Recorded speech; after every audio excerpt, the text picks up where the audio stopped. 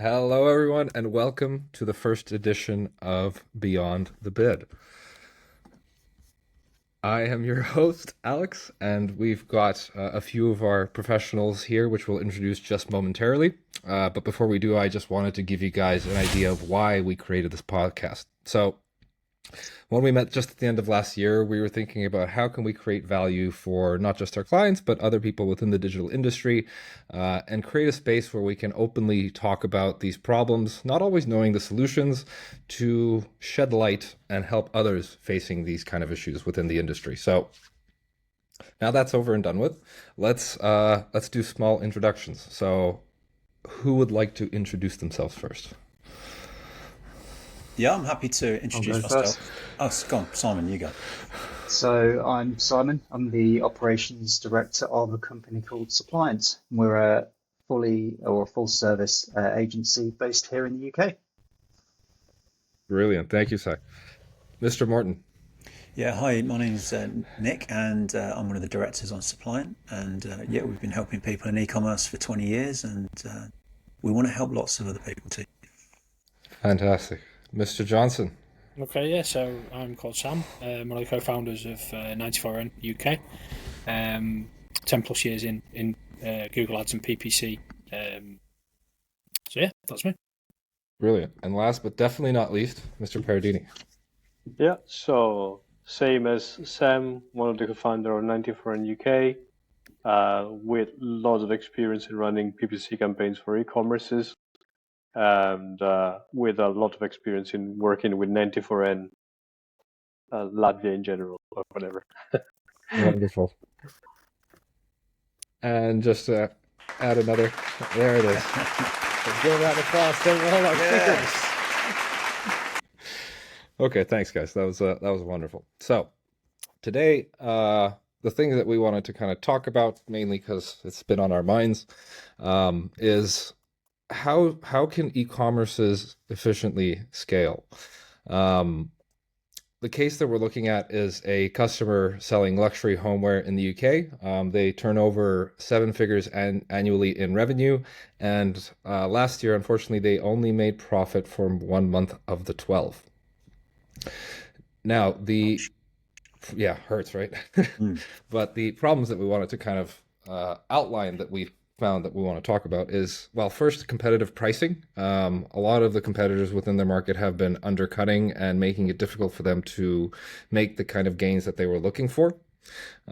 Since they're advertising across the UK, there has been less than favorable economic conditions. So a shrinking market size due to the high cost product and the fact they are luxury. And last but certainly not least, the advertising costs. So we all know that paid media is a big driver within e-commerce, and those costs per click, cost per views are getting more expensive year over year.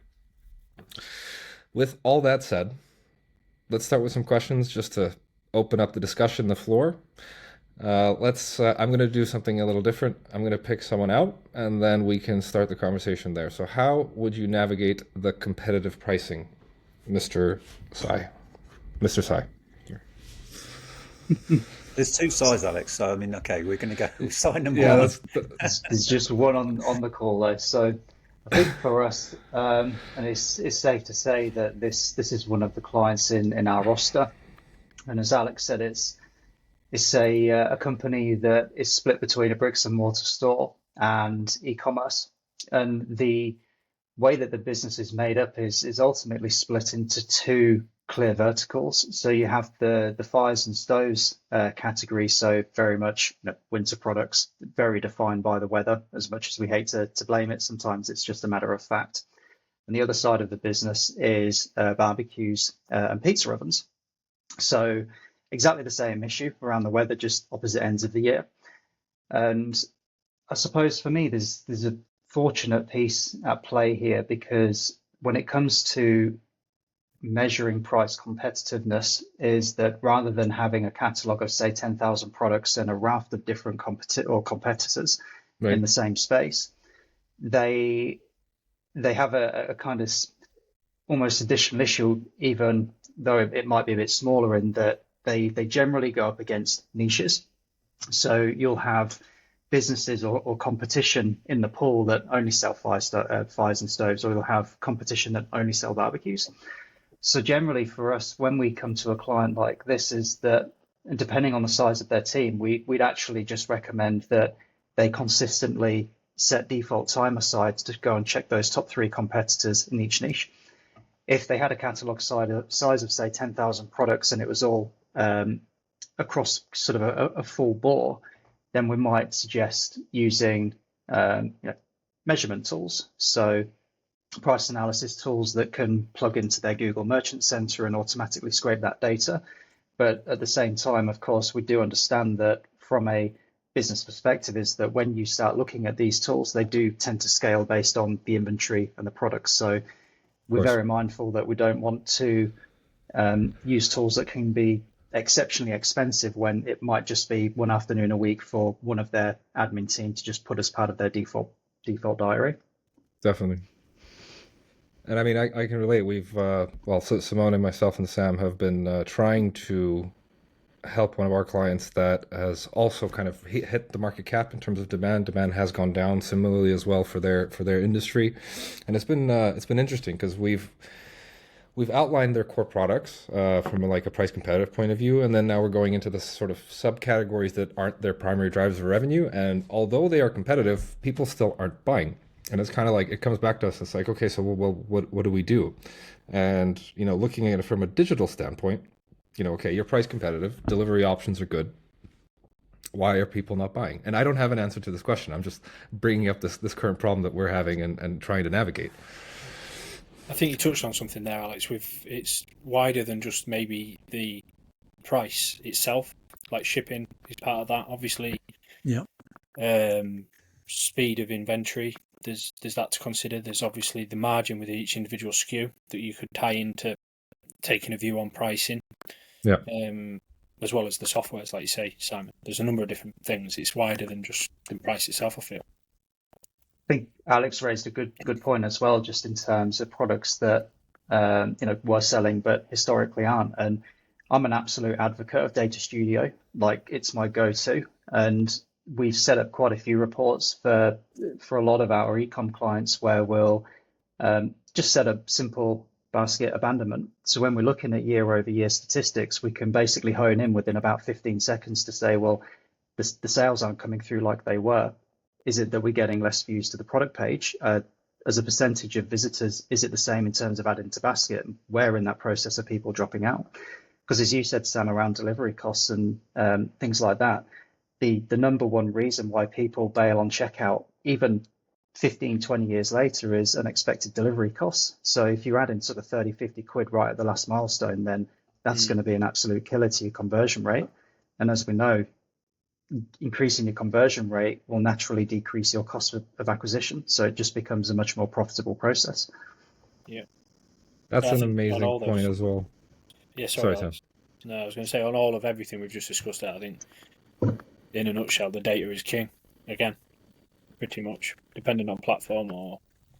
Yeah, if I could ask a question, Simon, from what you're understanding with this client, then the problem that they've got, have you identified any areas that you feel are that they're underperforming in outside of PPC? So it's been interesting because, fortunately, with the way that I suppose we work, is that our clients confide in us in terms of providing us their numbers. And what we've seen, very similarly to other businesses, is that last year was expensive, and not just from advertising, but freight costs are expensive, salaries are expensive, overheads in the warehouse are expensive, you got interest rates going up. So we end up in this situation where it only takes a few things to increase by a few percentage points, and suddenly your 30% gross margin is getting absolutely hammered. And so from our perspective is that there is a level, of course, as an agency that we can't influence. We can't go and manage the size of their team per se, but we can definitely look at tools and automations to help streamline that process to reduce the cost there. Okay. And I think for us... Sorry, just ask, what have you tried so far? So right now, nothing. we're we're 3 weeks into Lots to get yeah, into. yeah. I like So the we're honesty. yeah, This is we're the just truth, sitting back right? and This is watching this all this come is about. this is the team meeting truths, and you got to speak the truth, because if we're kind of going to sail through thinking that we're saying that we're trying things, I think it's so actually humble to say that we're not trying these things and we're looking for ideas. And if Yeah, I were in yeah. your shoes, and this is the whole thing, right? We're all here to support each other, and I mean, sometimes when don't get me when wrong. you're Like there, from an audience perspective, we had this conversation with a client. I think it was on the 22nd of December, and then everyone had a jolly for Christmas. So there's definitely plans into motion, but yeah, we're yet to see the results of our efforts. That's for sure. oh, great, okay, that's all the questions from me, anyway.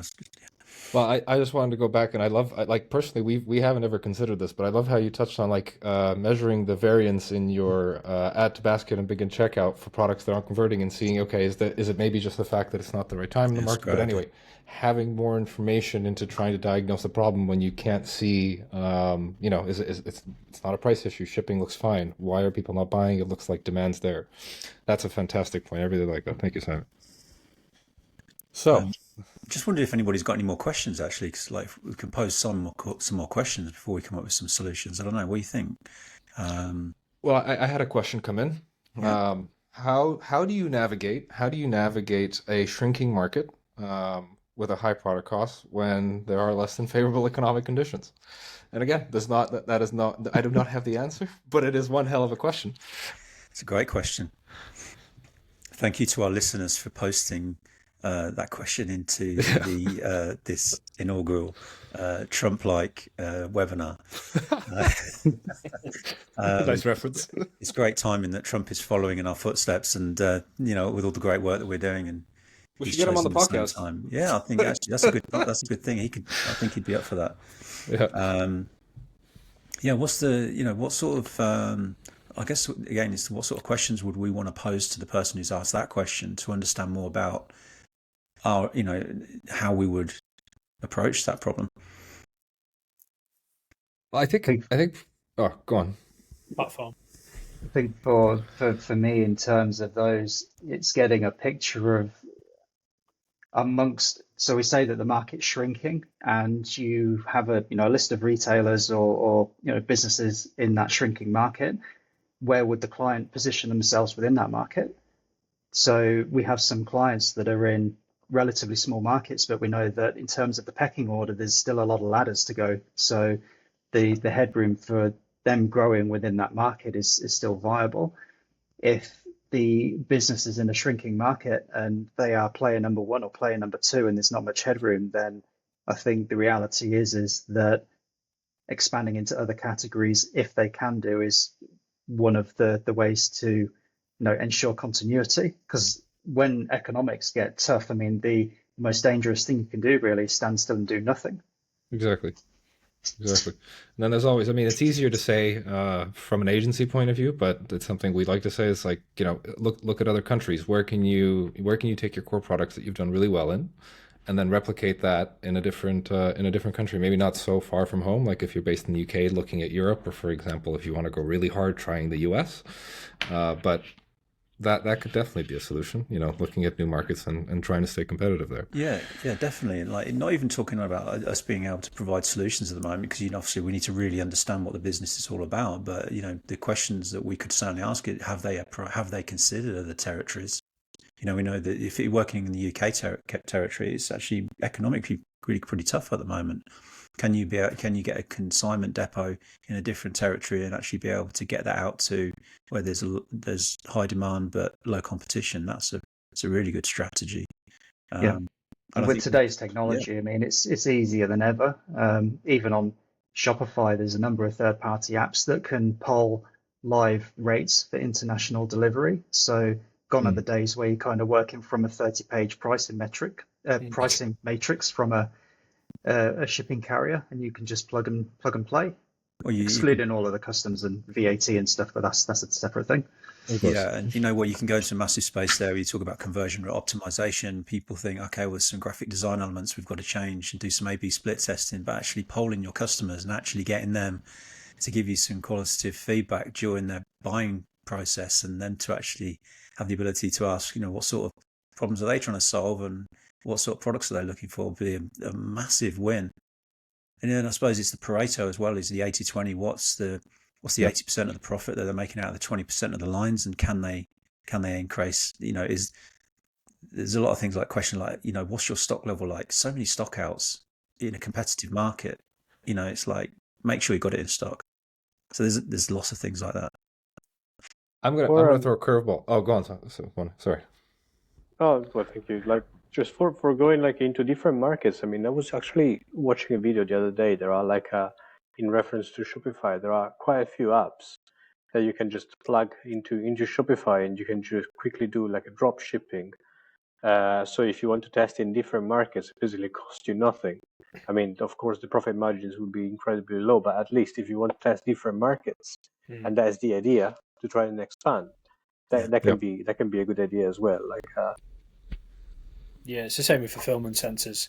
They're a lot more readily available than they ever were. It's a thing. It's a real thing now, so it helps. And I think that's a really important point, because even with the likes of, say, I don't know, eBay, for example, it's not up there as it is still a big marketplace, but it's nowhere near the likes of Amazon. But you can easily ship from the UK internationally through their GSP, and that'll just go to a fulfillment hub, and off it goes. You don't have to worry about, all the declarations and things.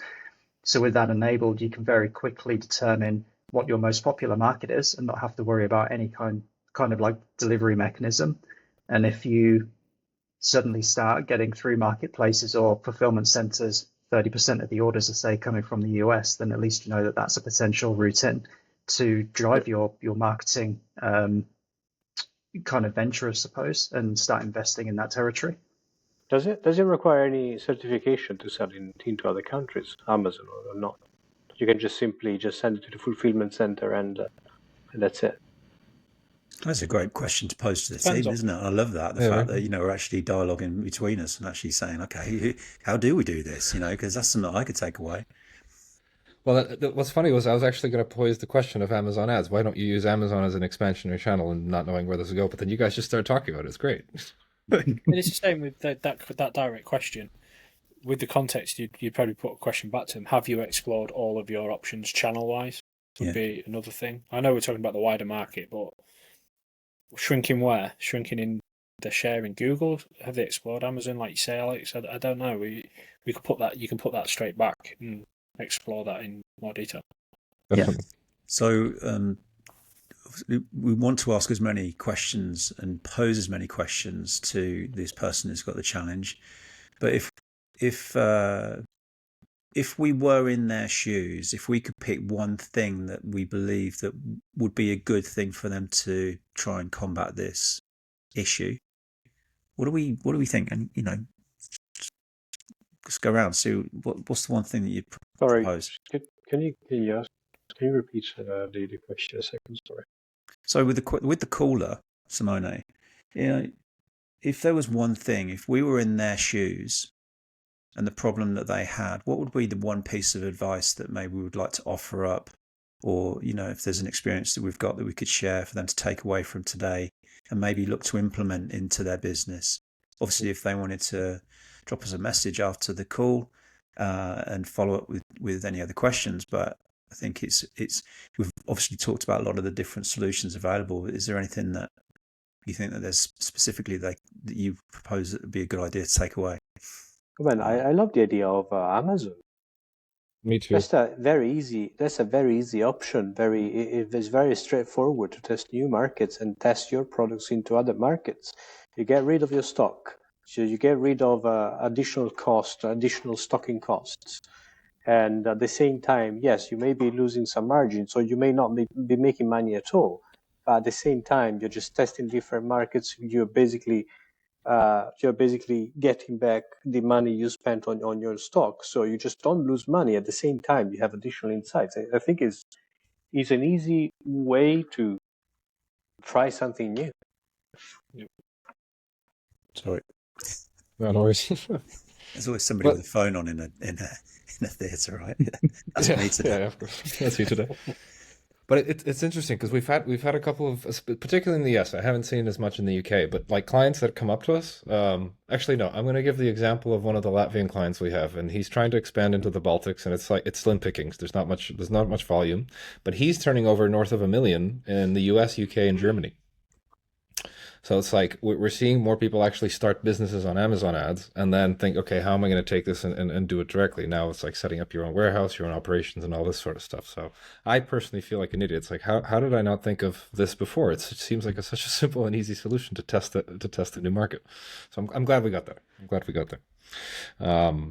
But in terms of like what advice we could give, so I think a lot of the stuff that we've been talking about is capturing current demand, but what's something we haven't talked about is creating demand. Now, I know everyone on this call understands that that's expensive, usually, unless done very well, and it's hard to do very well. But using paid social, for example, to bring more interest towards your product, your catalog of products, whatever it may be, to create that demand and try and lift revenue outside of what you're getting, let's say, on Google and Microsoft. Yeah, it's a really valid point that you're creeping up the funnel there, aren't you? Essentially, is what you're saying. And if depending on budget, really, like you say, you can do social, you can do TV advertising, team sponsorship. Like you say, you can really make yourself a little bit more visible. So yeah, it's a valid point. I think with that side of it, the real key point for us, I think, especially as agencies, is that we'd advise that we do need a budget there to test with, because of course we all know that margins are tight, and there's of course a high expectation for a return on any kind of marketing spend, not just return on ad spend. Yeah. But if you're going to go for growth and explore new territories, you have to be able to allocate some budget to something that might fail. And it's just being able to take that risk in a way that doesn't impact the overall business. Couldn't agree more. Couldn't agree more. Testing budgets, that's something that I think more clients who are aggressive and want to expand need to really be talking about, because without it, you're never gonna really truly expand unless you find the right tools or you find the right automations to make things more efficient. But true growth comes from dipping your toe in, shall we say?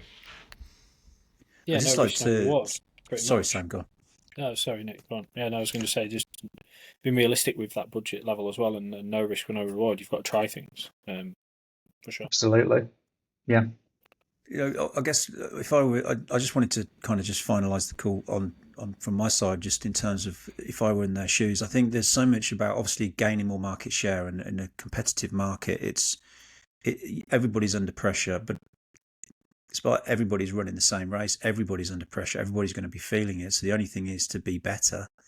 And one of the things, when we were working with somebody in a very competitive, commoditized market, is that they were fastidious with having parity with the competitor that they see as the primary competitors, the one or two. And they would go and check their website every single day to make sure what is their pricing like, what are the key product lines that look like they're selling. It used to be that people would publish how many stock items that they had, rather than just a tick or a cross, and we would be able to see the sell-through rate of certain products and being able to see what's working for them compared to what's working for us. It's like a window into the opportunities, because if you even pick up on one or two small things on the website that they're doing that you're not, then the actual research element of it could usually be facilitated with some resource that is already underutilized in the business. It's not going to cost you anything, and then you can really optimize that, or you can optimize certain products and see if that optimization, those tests of that, applying those things on specific products, and then still looking to push more media spend into it to see if there's an impact, can have a massive change into your fortunes and outcomes, because you only need to be marginally better, like the horse's nose, win by the horse. You only need to be marginally better in the customer's eyes for them to choose you rather than somebody else. It can be pennies, or it can be a more efficient checkout, or easier login, easier to find a product code that's going to give you a percentage off. So for as much as we want to talk about paid media, and that's a big part of what we do, is a big part of it is really good housekeeping. Couldn't agree more. And conversion rate optimization is essentially what you're talking about. And when your pickings are slim, then making what you already have work more for you, I think, would be a very good solution to a business that's having such a set problem. Yeah, Yeah, everybody's in the same I boat. like that, Nick, because it's a really valid point. That businesses in general, they look straight towards the marketing activity as opposed to, like you said, offers or things on site that they could do as a wider business piece a little better. And I get that's awesome, definitely. Yeah. And different products. Sometimes if you get instant gratification products, they're going to be looking for that super quick checkout, and the price is going to the pennies is going to be important. But if you're looking for a high value sale, you think about the attribution. There's going to be multiple attribution points. It's a long customer journey, and you've got to make sure that every single one of those touch points is absolutely fantastic. And and the question of whether that falls into the remit of PPC, ultimately the remit falls into, we just want to make a great business, right? We just want to grow a great business, whatever it takes. So it's all part of it. It is, and it's the same with repeat custom as well. If you do all those things right, they're going to come back, which creates brand. Exactly that. Yeah. But play in a arena where you don't have to pay every time for your new customer. Dream state. Right. I mean, this idea of like a higher value, I mean, having like a smaller value products as something that you can sell quickly at the same time, that helps visualizing, like seeing the high value products as well. I mean, on that, I've been working with a lot of people, like with clients that use influencers, for example, and then they send the products to the influencers. And then they use these influencers promote the products, but at the same time, the client is the owner. Has the ownership of the videos.